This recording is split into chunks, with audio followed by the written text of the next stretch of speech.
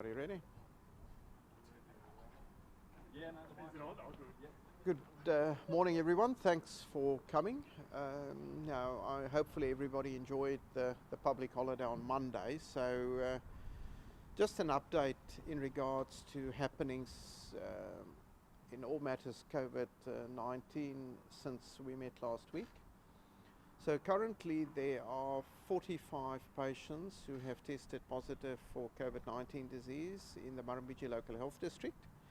So that means there's been 2 additional cases. Now the good news is that both those patients were returning overseas travellers, and they are currently in isolation as part of the current government policy where people returning from overseas are in isolation for 2 weeks.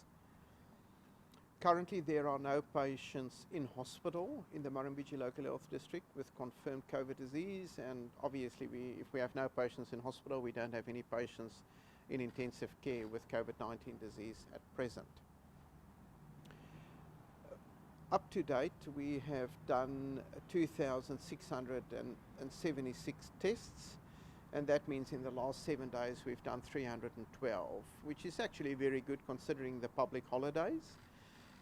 But we will discuss testing in a later part of this media conference. We've had 32 patients that have recovered, which is really very good, and luckily we've only had the 1 patient who's passed away because of COVID-19 disease in the Murrumbidgee Local Health District. So one of the questions that have been asked is in terms of how we are supporting the non-base hospital sites. And as I explained to you before, our initial focus in terms of training and education was for the base hospitals. And part of that was, that's where the critical care units were located. So there was obviously quite significant urgency to get the staff trained up, in case we needed to surge ICU capacity. I can assure you that that training has been done, and thanks to the support of the local health district and the chief executive, there's been a lot of resources allocated. And also thanks to the private facilities who've allowed us to do some of our elective work in their hospitals, and that allowed us to free up staff that we could train.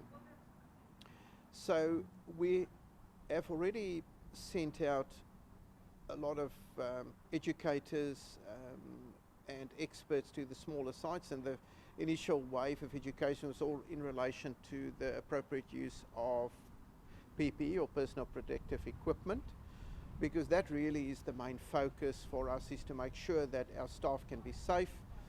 And all the sites are now running simulation, which really will be trial runs, where they would on a regular basis practice their processes for when they are presented with a patient with possible COVID-19 disease. We're very lucky in our district to have a large cohort of procedural GPs, which would include GP anaesthetists, and we've already rolled out education and simulation centres for them, which has been run by the anaesthetic department at Wagga Base Hospital, and they've already visited I think Young and Temora, but the plan would be to essentially visit all the other sites. We're also sending our director for the hospital skills program, who's an experienced rural GP, to provide education to the sites where they may not have anaesthetic capabilities. It is, however, very, very important that sites continue to operate as per their role delineation, and this is not the time for people to be taking on risky procedures that they would not normally be doing. It may be required in an emergency, but then there would be support provided from the base hospitals, the critical care service. Any questions for me at this time? Just with regard to that, the hospital staff, given that we're not seeing as many cases as we might have thought, is there any thought to opening up elective surgeries again in the near future? So I'm sure most of you would have seen the news conference by the Prime Minister last night. So looking at elective surgery will be on the national Parliament agenda on Tuesday. and we're already looking at, possible expanding of surgical services if that is allowed and if that's possible.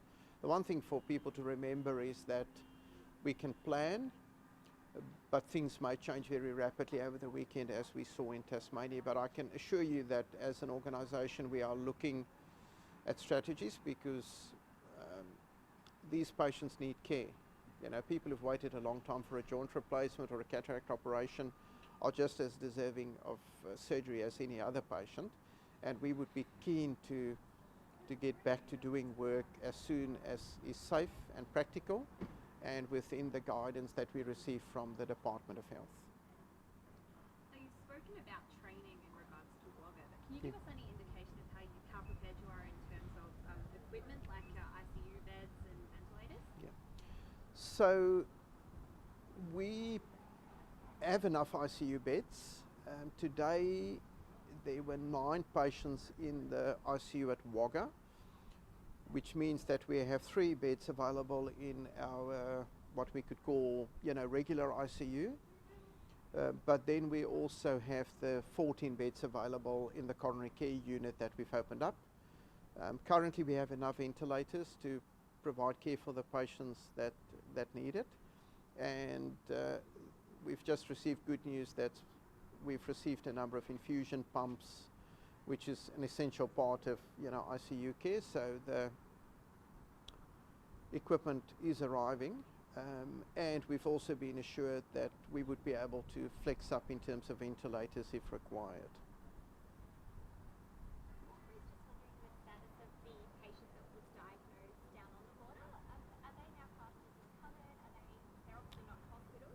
Yeah, I'm not sure about the patient.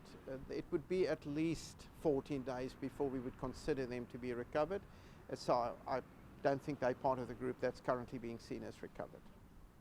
What about the patient in isolation? Have you got any information about how they're doing it, what their symptoms are? No, unfortunately, we only know that there is a patient, and the best bit of information is that they're currently in isolation in Sydney, the new patient for today. But they're obviously well enough to be looking after themselves, which is not unexpected, considering that 80% of people will have very mild disease. No other questions? Well, I'm going to call on Associate Professor Adrian Venter, who is one of our respiratory physicians and has been one of the clinical leads for the medical response to COVID. So I'm going to ask him to come and have a discussion with you about testing, because remember, we all really want to get out of isolation, and one of the 3 key priorities for us to be able to go back to probably the new normal is what they called an industrial expansion of testing. So we'll get Professor Venter to come and give you an update on testing and to provide some advice to the community. Thank you.